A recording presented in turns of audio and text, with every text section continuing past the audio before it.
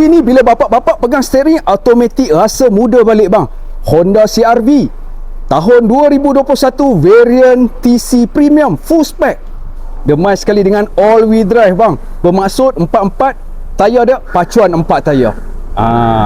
Enjin 1.5, demai sekali dengan turbo, minyak save, pickup dia padu sebab demai sekali dengan all wheel drive. Okey.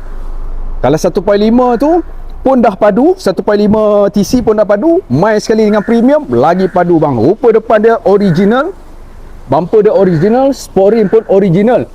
Cuma bulanan dia agak keras sedikit, 1,300 anggaran bulanan dia dengan gaji bersih 4,000 ke atas.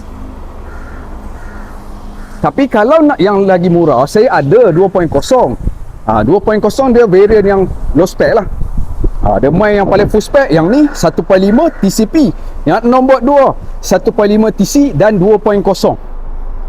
Sebab yang 1.5 TCP ni dia main sekali dengan power boot bang. Kalau abang ambil yang 1.5 TC, dia tiada power boot. 2.0 pun tak ada power boot.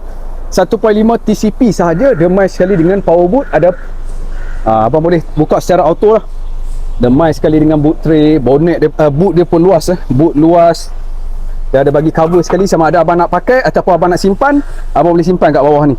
Bawah ni juga dia ada tayar spare bersaiz 18 inci, sama dengan HRV latest model. Tu kapet-kapet belakang tu yang padu tu. Itu yang membuatkan bunyi dia senyap bila duduk di dalam kabin bang. Just tekan saja bang, automatik dia akan turun sendiri. Ruangan dalaman dia, belakang dia dalam fully leather. Ada sekali dengan blower aircon. Dia bagi sekali dengan USB port 2 USB port 2.5. Dan juga design kayu. Yang sebenarnya ini adalah plastik TC Premium. Memang padu Mai saya nak tunjuk speaker yang bahagian depan. Selesa saya 177 pun selesa. Kalau 180 pun selesa. Kira kepala tak sangkut, lutut pun tak belaga dengan orang depan. Push start button pun ada. Speaker ni yang mahal, JBL bang. JBL Sana kiri dan kanan pun dah ada JBL juga. Ni dia ada sekali dengan reverse camera Reverse camera pun kita ada 3 option. Sama ada kita nak tengok bawah, tengok yang lebih dekat, dan juga ini tengok bahagian bawah. Kita boleh pilih lah 3 option. Saya rasa Honda kebanyakannya ada ciri-ciri macam ni. Inilah semua memang padu dia punya seat pun seakan-akan semi bucket, fully leather, nice. Ada sekali dengan 2 USB port,